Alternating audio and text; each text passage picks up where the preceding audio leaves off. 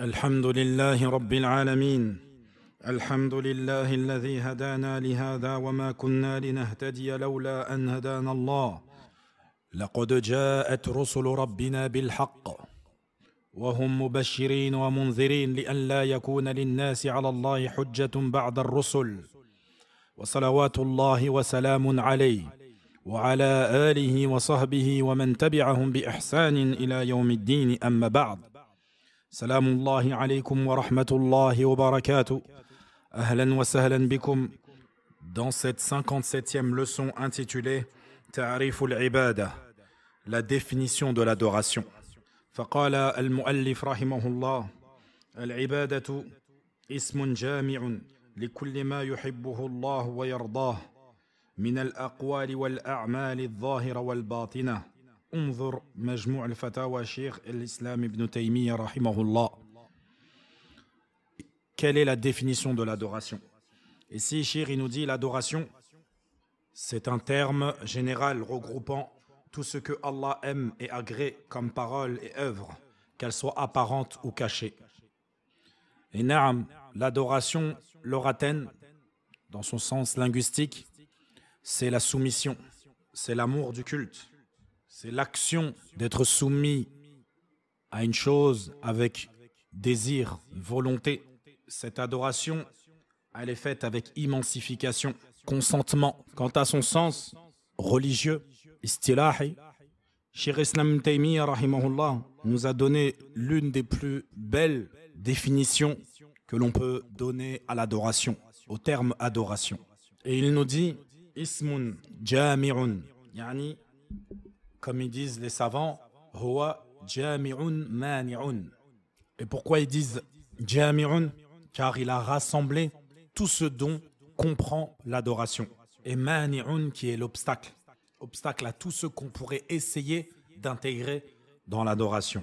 Puis il dit likulli ma yuhibbuhu Allahu wa yardah. Cela intègre et comprend tout ce que Allah aime et agrée.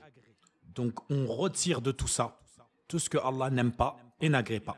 Et subhanallah, cette définition de l'adoration qui nous donne ici Cheikh al-Wasabi rahimahullah, il l'apprend de cet imam qui est Cheikh al-Islam ibn Taymiyyah, qui a été appelé Cheikh al-Islam tellement sa science était profonde.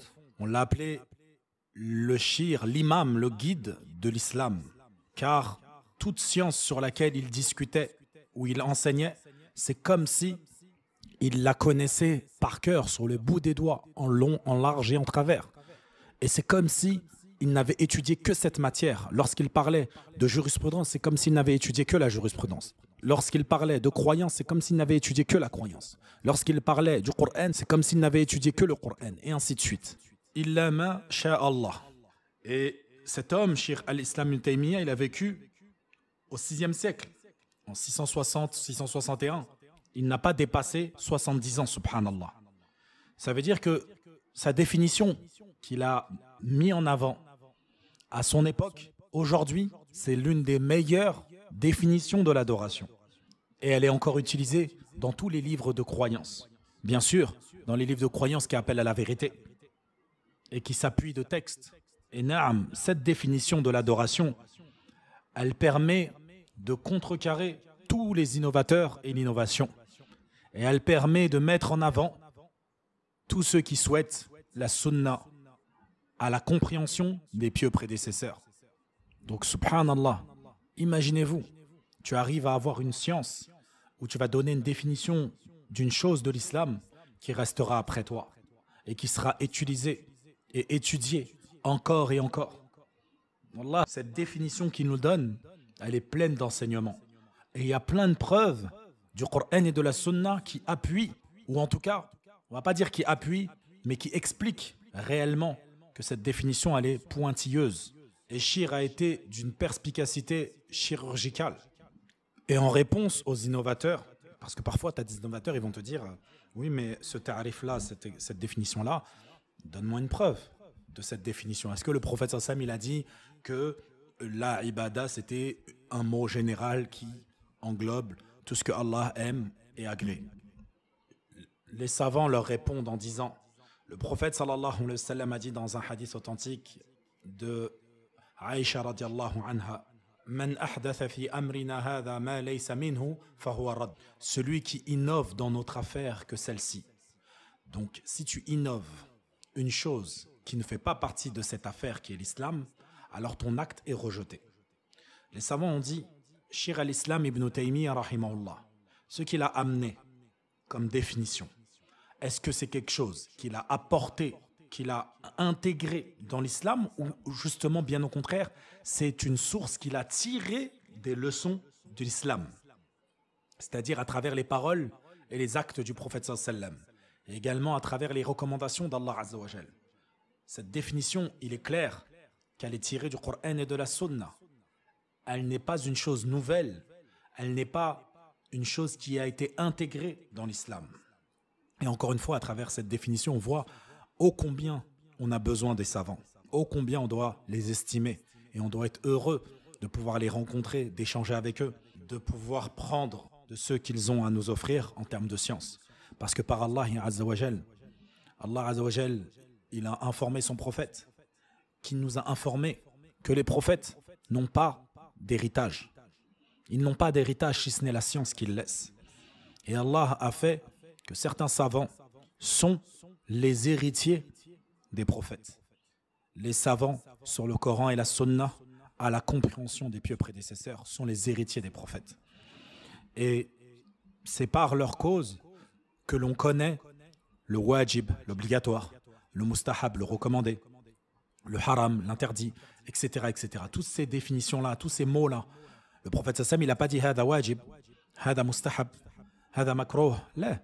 Mais par l'effort qu'ils ont fait pour nous simplifier la tâche et pour nous donner des termes simples qui nous permettent à nous, gens de la masse, de pouvoir comprendre la parole d'Allah et de son messager, sallallahu alayhi wa sallam, ils ont donné ces définitions-là. Qu'est-ce que c'est le wajib? Qu'est-ce que c'est l'obligatoire? Qu'est-ce que c'est le recommandé? Qu'est-ce que c'est l'interdit? Qu'est-ce que c'est le détestable? Etc., etc. Également, subhanallah, parmi les exemples qui me viennent en tête, ce qu'on appelle tous tahiyatul masjid, la prière de salutation lorsqu'on rentre dans une mosquée. Est-ce que le prophète sallam a un hadith où il mentionne cette prière? Non, mais il nous a mentionné clairement que l'un de vous ne s'assoit pas tant qu'il n'a pas prié 2 unités de prière. Et pour simplifier la tâche, les savants l'ont nommé tahiyatul masjid, que tu fais pour Allah azza wa jal.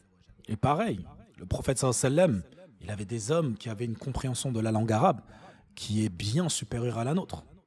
Pensez-vous que le prophète sallam, il se réunissait avec ses compagnons et disait aujourd'hui nous allons faire un cours et nous allons parler de tawhid? Là, ils n'avaient pas besoin. Ils savaient, quand ils entendaient les paroles du prophète sallam, à quelle famille cela ferait partie.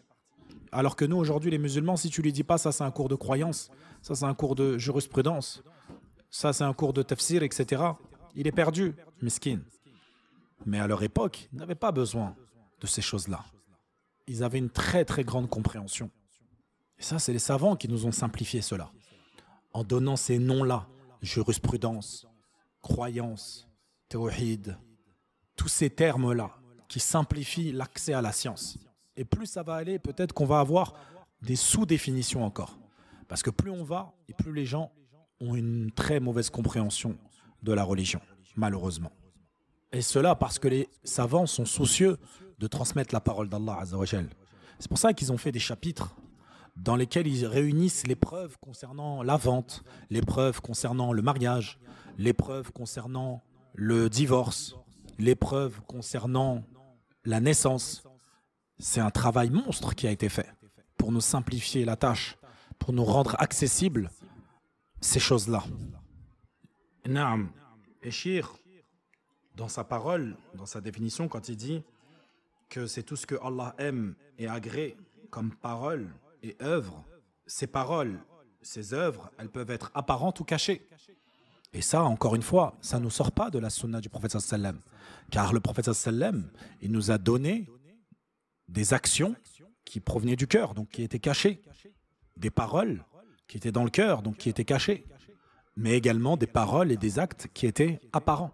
Et parmi les preuves à cette définition, il y a ce magnifique hadith d'Abi Hurayrata radiyallahu anhu que nous avons étudié ensemble dans les leçons précédentes, dans lequel le prophète sallam nous montre explicitement ou implicitement qu'il y a des actes par la langue, des actes par le cœur, donc cachés, et des actes faits par les membres, comme la pudeur, qui est un acte qui vient du cœur.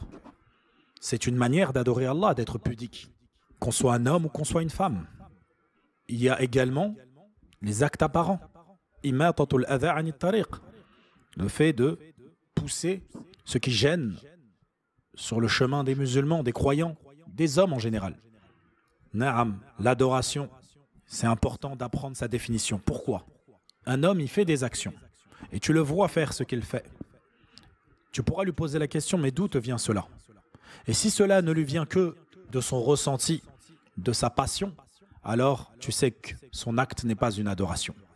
Mais s'il te dit, le prophète a dit, les 4 califes ont dit, ou on fait, Allah nous ordonne, alors dans ce cas-là, tu sais que ça rentre dans ta définition de l'adoration. Et ça, on le voit, subhanallah, la dernière fois, je suis tombé sur une vidéo d'un frère dont je tairai le nom.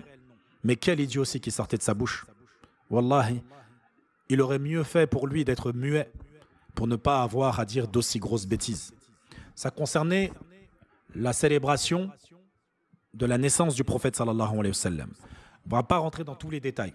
Mais lui, il considérait que lorsque le prophète sallallahu alayhi wa sallam est arrivé à Médine, il a légiféré de jeûner à Ashura parce que les enfants d'Israël jeûnaient ce jour-là en souvenir de Moussa alayhi salam et de sa libération, de lui et son peuple. Alayhi salatu wassalam. Et lui, il dit, le prophète sallallahu alayhi wa sallam, il s'est inspiré des Juifs pour faire ce qu'il fait.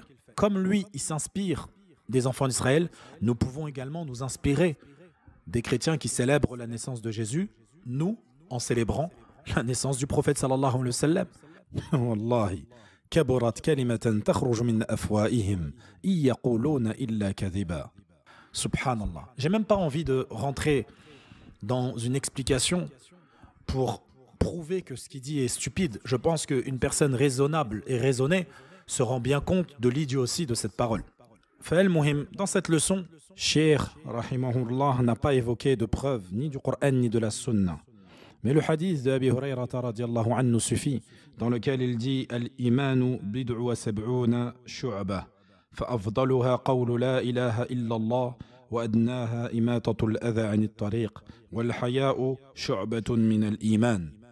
On comprend dans ce hadith que l'adoration est étroitement liée à la foi.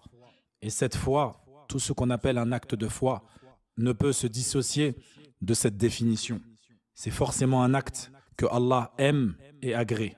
Et cet acte, il peut être une parole, une croyance, qu'elle soit apparente ou cachée. فنكتفي بهذا القدر اليوم ولنا بقية وصلى الله وسلم على نبينا محمد وعلى آله وصحبه وسلم.